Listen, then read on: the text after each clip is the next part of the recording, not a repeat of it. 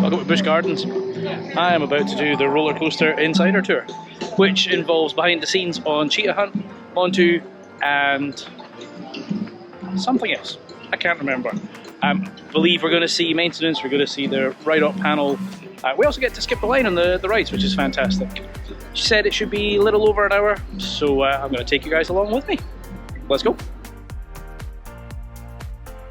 Alright, so this is Cheetah Hunt. When it opened, it was Florida's first triple launch roller coaster, meaning that at 3 different points in the ride, it could use a special launch technology to propel the train forward, rather than using a bicycle chain to take the train up to the highest point of the ride. So we have 10 blocks. A block is a section of track that one train can occupy at a time to prevent 2 trains from crashing into each other. So we have launch 1, which is where the train's leaving from now. That'll take the train up to 45 miles per hour. It's followed by launch 2, which is our most powerful launch. We'll take the train up to 60 miles an hour. Then followed by launch block break, which when we have enough trains to use that day, we can run 2 trains at the same time. Then followed by launch 3, which will take the train up to 55 miles per hour. Then we have our 4 waiting blocks behind this building, which is where the trains will stack at the end of the night. And then we have our 2 loading stations. So altogether, it's 10 blocks. So when we have 5 trains available, we can run up to 5 trains at a time. So does anyone take a guess as to how we launch our trains? Magnets. So we use linear synchronous motors, or LSMs for short, which are basically just giant electromagnets. So right here, these are the electromagnets. So when they're charged with electricity, they'll create a force that will repel magnets underneath each train. So we have 64 magnets per train, and each one of these stators, which are these white fins that you see, are charged with 480 volts of electricity. So how that's done is on the inside there are coils made out of metal that when charged vibrate. That vibrating is the sound that you hear as the trains are launching. So that nice roar sound that we all like when the instrument launches are these coils that are vibrating really at a high rate of speed. And that force will drive the train forward. So if you guys look down, all the way at the bottom on the little cable rack, there's these 3 very thick black tube-looking like things. Those are cables. And on the inside of those cables, there are 4 wires that wrap around each other, and that is our LSM cable. So that is the cable that is powering this launch. So 1 foot of that black cable weighs 3.8 pounds. And we have over 3,000 feet of that cable for this ride. So that pile would weigh 25,000 pounds if we take all the cable and put it in 1 pile. So, very thick, very sturdy cable. It lasts a very, very long time. That cables will then feed into these boxes, these electrical boxes right here, which will then spread the power out into the stators individually. Now, we have 64 stators in launch 2 right here, and 22 of them are going to be liquid cooled.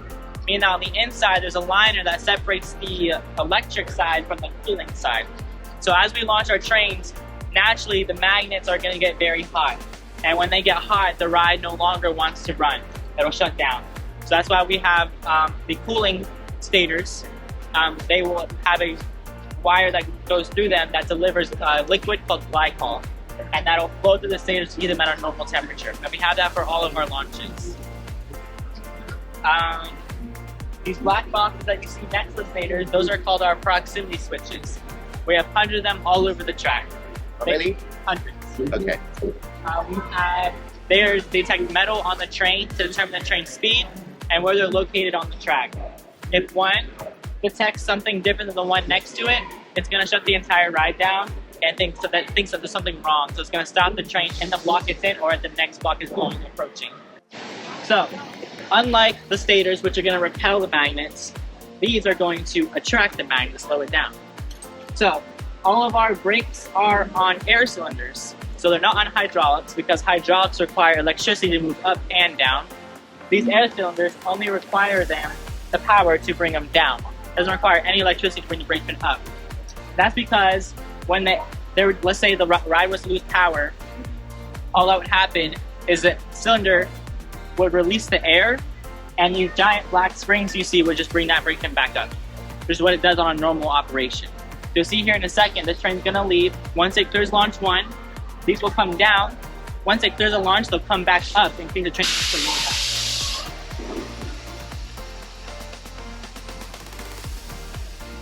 And that's just in case there's a one on. In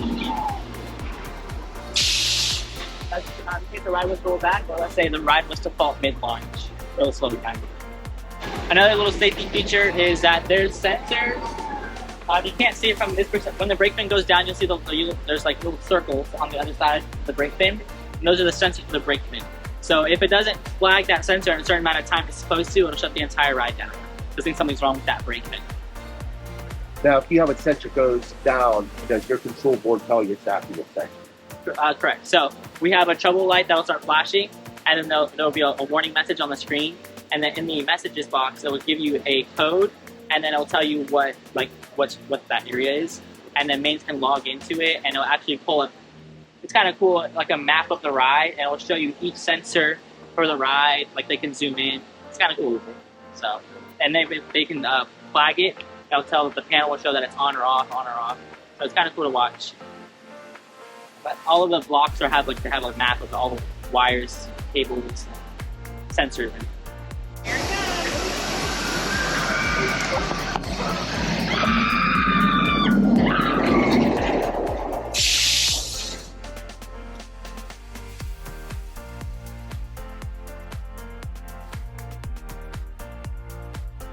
Alright guys, so this is Ben. He's one of our mechanics that works on the ride every day. So he's going to talk to you guys about the annual maintenance on the trains and how the ride is signed up every day for operation. If you guys have any questions, like technical wise about the ride, he's going to be the best person to ask, alright? Welcome everybody, this is our maintenance barn. This is where we hold all the trains at the end of the night so we can inspect them in the morning, make sure they're safe for everybody to ride during the day. We have 5 trains here at Cheetah Hunt. 4 will be available at one time, with the 5th one being down for its annual maintenance. That's what this one is here. We are putting this one back together again now, and once we get everything we need, it will probably be about another 2 or 3 weeks before we start test runs with this one. Once we get everything. We're missing a couple of seats still. How many test runs do you have to do before it's We do 6 hours of maintenance test running and 6 hours of operations test running. So our maintenance runs are just run it around, make sure there's nothing loose or anything. Operations are actually going to check the seats, check the lap bars, make sure everything's running properly for the system. So we check everything before we put people in it, make sure everything's safe. We do our annual maintenance about every 50 to 55,000 cycles. Our track is just under a mile long, so that's about every 50 to 55,000 miles. We're going to tear it all apart. We're actually going to put it down here on the floor. We're going to inspect our welds, pins, things we can't see during our normal visual inspections we do every day. Then we're going to get it painted, put back together again, and do our test runs. So, any questions about that? Does Instrument give you torque specs on every bolt? Yes. Instrument is, I think, a little over the top with some of its torquing values. Yeah. Like our road wheels are 412 foot-pounds. That's on the actual nut. Yes. So, How big a torque wrench you got to put on to get that? you got about 100 pounds more on this one. That's a big torque. Now, are your wheels, are you running urethane or not? Sure thing. I believe the only ones here that use nylon or Montu. Yeah. Well, you can hear it. Yeah. Yeah, that's the signature VN. You can tell when they're running nylon. And sometimes they don't run all nylon, just certain ones. I think their road wheels are, and I think some of them are urethane. Yeah. I believe their main road wheels are nylon. This one here is the guide in the upstop. This one that goes on the side and underneath the train. I want to pass this around. That's good. Will I fit in my pocket? A little bit into that. This one here is the pilot car wheel. So this is the one that's underneath the cheetah head. Helps guide it around the track.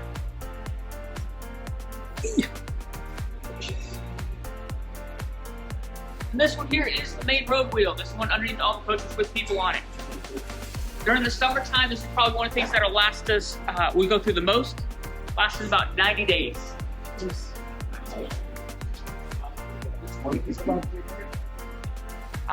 a retread. That's just retread. Yeah. Yeah. Yeah, the cost I think is over 1,000 on a standard low wheel, isn't it? Probably something like that. What's the metal? Cast aluminum or something? Aluminum. Now these wheels are reusable. Once they get past their wear time, we'll actually crate them up and ship them off to a company in California called Euromet. So they're going to strip the urethane liner off, inspect the rim, realign it, and send it back to us. Now, before you guys drive the rides, you can hear operations tell you to make sure you leave all loose items in lockers provided. We do that for a reason. We do go over guest areas. If you do have something in your pocket and it does fall out, it does have the opportunity to hit somebody. It unfortunately has happened here at Cheetah Hunt before. Another reason, it can get caught in our equipment. So what happened here is a cell phone got caught in between the track and the train. So instead of spinning properly, it started skidding across the track.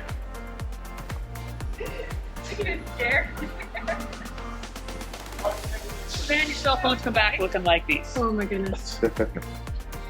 Yeah, so don't take your phones on this. Yeah. Then I'll find them later and be like, well, What bites the dust? There it is up there, over there, over there. Maybe a little bit up there. thanks for that everywhere. So, any questions about that? Okay. If for whatever reason you do happen to get stuck out on the track, you do have set areas to relaunch you to continue on your journey. If for whatever reason we cannot do that relaunch and we do have to do an evacuation, we have these two boxes here. If you saw any of the old YouTube videos of Operations Huffing and Puffing going down to launch 2, that's because they had to carry this box with them. This box is about 50 pounds. You've seen some of those people up in operations working this, probably more than they are. This is the new and improved model. It's about 15 to 20 pounds. It's a little bit easier to work with. So what these do is they give power to our hydraulic cylinders, which is what's keeping your lap bars in place. What this is here. There are 2 of these per seat. Will keep the lap bar locked in place. The only way to unlock this is with an electric charge of 24 volts. That's what these do. They give it to each individual coach. We're up in this station, there's a platform that's going to come up and give each coach or each train at one time. If we have to do this, we have to go to each individual coach. So it takes a little bit longer to do. Any questions about that? What is the windshield be on? This is the part that actually keeps it locked in place. So pressure. Okay. Are both the cylinders used per chair at the same time, or is Yes. one? And that's just for redundancy. Yeah, I was going to say the Ryan, the ride mechanic channel you were talking about. I think he said on one of the rides, when it came into the station, they would use one side, and then the second cycle they use the other side so they could tell if one was faulty. Right. So it was something similar. Iron Guaji does that. Iron Gauzy does that. Okay. Or ours, if we want to check it, we have the boxes that actually go left, check right. Right. Fair enough. Any other questions about that? Okay, what makes Cheetah Hunt different from every other roller coaster here except for Tigers? Well, you know, Triple launch? it's a magnetic launch coaster. So if you look behind you on the train, that middle row down there, that is our magnet run. There are 8 pairs of magnets per train. Those magnets are so strong that if one of those pairs of magnets anywhere on the entire train put it backwards, we'll actually get stuck down here in launch 2 because we won't have enough force to make it up into the figure 8. Don't ask us how we know that.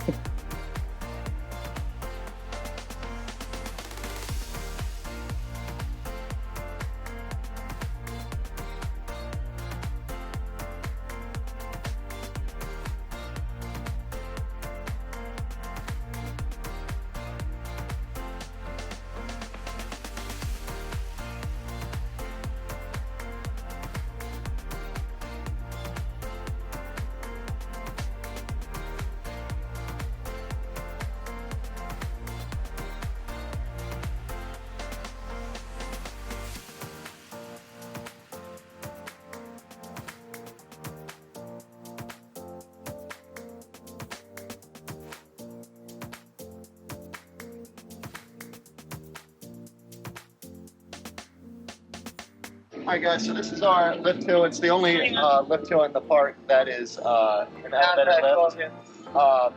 The idea on Cobra's Curse is that you're going through a dig site, putting the snake head onto the statue, and after the head is on the statue, the ride is cursed, and you go through a cursed ride basically, which is why you spin around.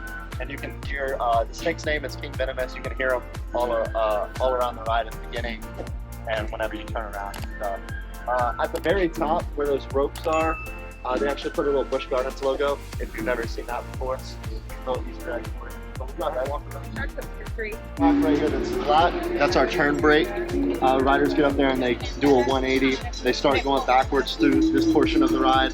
After they go up to our lift 2 right there, the trains will free spin. We don't have any control over the spinning. It's all about weight distribution. If you want to spin a lot, put more weight in the front, so it gets pretty good.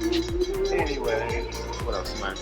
Oh yeah, the lift hill right there, it'll make a clanking sound. Those are just the anti-rollbacks. It's not a chain lift. It's 2 tires on each side and wheels you up there. All right guys, so this will give you this area gives you a better look at our elevator lift.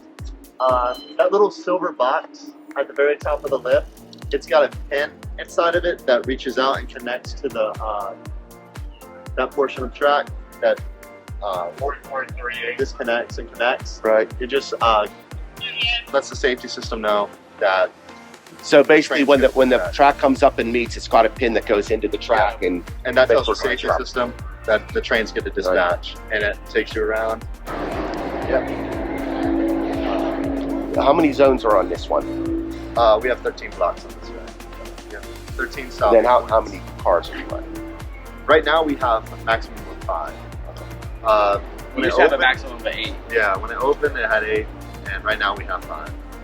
Well, you'll probably never see more than 4 on there. Maybe 5. On a busy day we usually put 5 on there. Yeah. But you'll never see 6, 7, or 8. That lift hill is 70 feet. The Snake King statue itself is 80.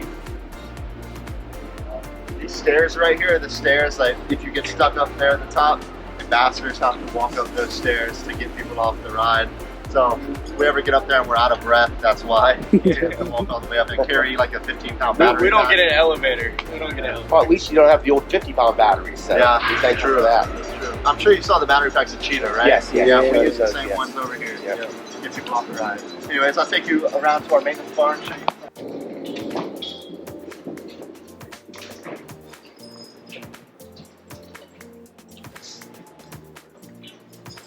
Alright guys, so this is our maintenance barn. Right here we have some trains down for annual. They're building them up at the moment.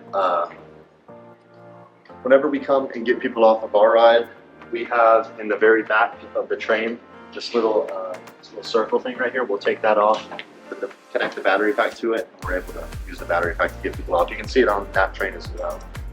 That's how we get people off. We'll plug the battery pack in. Pick them off.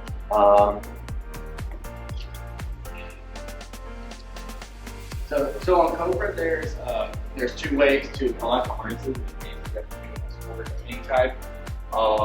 Main way is just the battery, and then we also have an air pump that we can use, which will also lift up all the harnesses. But you have to put it on each individual little nozzle. These are some of the old trains, so they just have the 1 nozzle there. But you'll see also on the new trains, we have 4 specific nozzles right here, 1 for each seat. You just put the air pump in there, turn it on, and it unlocks 1 seat at a time. So the restraints are all pneumatics, right? Sir? The restraints are all pneumatic. Yes. Basically, you won't be able to see the panel today, but whenever we're dispatching a train, the trains are connected through like a Bluetooth system up to our panel. So the panel sees that once all the seats are locked, they'll tag it in the back here, this little spot right here on the back here. You see there's like, if you look at the back of this one, we all walk around here, there's like a little circle. You put the, it's called an RFI, radio frequency identifier.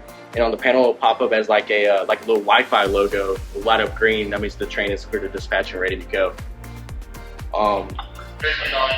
Y'all have any questions or anything?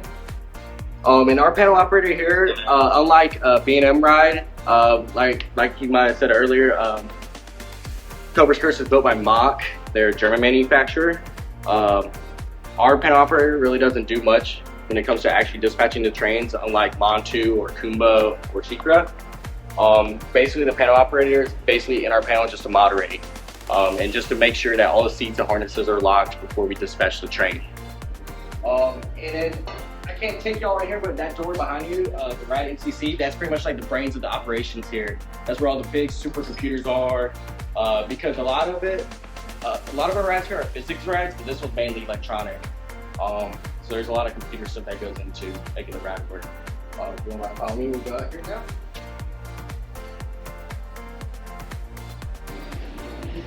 So unfortunately, the ride's still not working, so you're gonna be able to see the trees, or not the trees, the trains move. But yeah, this is our station. We have a moving platform, kind of like Hagrid's at Universal. But the only difference, this one moves a lot slower. The ride can be ran in 2 ways, so depending on how many people we have on platform that day, the 2 ways are creep mode and stop and go mode. Creep mode is pretty much when the trains continuously move through here consistently, and we try to go out at a quicker pace than creep mode, where they'll only stop. Because usually when we go run creep mode, when we only have 3 ambassadors on platform, we need, stop and go mode, where we use 3 ambassadors on platform, so we have to have 4. So, and then also, if you turn around, look behind you, you see that black mat there? That is our part of our safety system. So if you were to have to step on that mat, the entire ride would stop. It's technically entering a ride restricted area, the entire ride would stop then.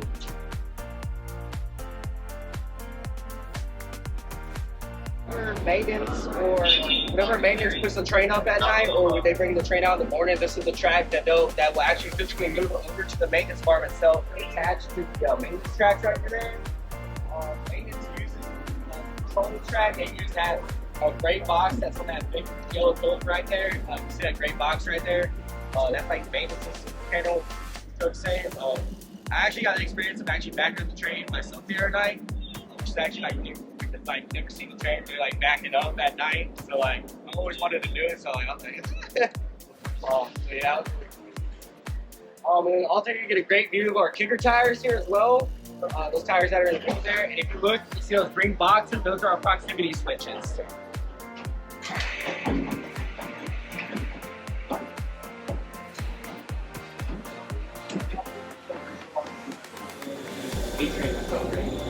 No, it's their cars back here. So that train over there, that's actually Montu's first ever train. Right here. That's train number 011. These are just like covers that maintenance use on the train sometimes, in case one goes bad or something.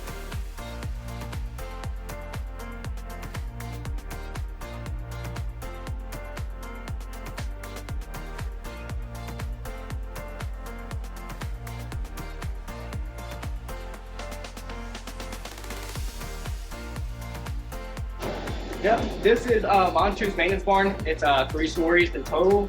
The bottom floor is mainly where you'll find like the brackets and stuff like that. Some of the brackets that go in the wheel, they store in the freezer here because they can't expand if it gets hot. They have to be cold at all times. I just found that out too, so now I'm sharing it to everyone. I think it's really cool. And in this gray box here, so at Cobra, we have to do an escort. You have to wear a safety harness anywhere in the ride restricted area. On Montu, you only have to wear it when we go up the block break. The reason why you don't have to wear it when you go up on the lifts is because there's railings on both sides, so they say that there's no need for a safety harness. But on block break, there's the ends are completely, there's no stopping at the end, so you have to wear a safety harness when you go up there. Here's one of them right here. I put it small. Yep. This is one of our safety harnesses here. Okay. Yep. So basically, if we ever had to do the escort from block, pretty much when you put this on, it's pretty much like putting on a backpack, and just all the clips go in after that. And then the big long green thing goes into the what's called a D-ring. A bunch of goes into here, and then the other side right here what attaches to the actual track itself, so you can go into that specific area to get the platform up. Yep, so this is train 1 here, this is train 3. This is the bay for train 2 right here. The one that's about to go back in service very soon is train 1. I'm pretty sure they just took all the seats off the train free, so we probably won't do that one for a while. Because last time I was up here, there were seats there, and now there's no seats. What I have in my hand here, this is called a harness release key. So Montu doesn't have battery packs like Cobra or Cheetah Hunt or air pump like Cobra. So when we have to do an escort, we have to do it with this. The only thing, we have 3 of them. We have to have 3 to operate a panel. They sit in a panel all day in case we ever have to do an escort on platform or wherever. So basically, the fundamentals of how this works is once you get up to the guests, you just be escorted off. Tell them to unlock your safety seats. Put this key in this little notch here. Let's go 3, 2, 1. There you go. And then we just come up like that. And they'll jump down. So, yeah, that's how I like this method way better than battery packs because it's your kid. You're a muscle.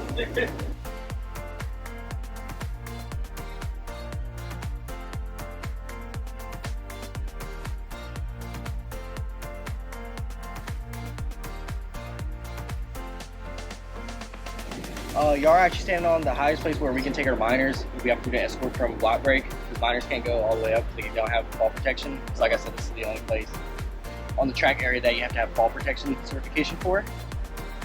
Out here, we see all the ride elements of Montu. You look to our right, you see the Serengeti plane. And you look to your left, you'll see a parking lot. Welcome to Florida. So, Montu has 7 unique elements. First is our big, we call it our big loop. It's a 104 vertical loop, which goes into our Immelmann roll, which is named after a German fighter pilot from World War II, and then our 0G roll after that. And then right over here, this is our bat wing. A couple of subtle differences from a bat wing to a Cobra roll, because you'll kind of see like the same thing on Kumba, but on Kumba it's a Cobra roll, it's not a bat wing, because you can't have a bat wing on a sit-down coaster. They're only able to have them on invert coasters. And then that transitions into our little loop right out here. I believe that one's only about 70, I think it's 76. It's lower than our big one. And then our swooping arches, and then our corkscrew finale, which is down there in the trenches. That's all Montu's unique ride elements. What's maximum G's on this one? 3.8. And you get it right there. Yep.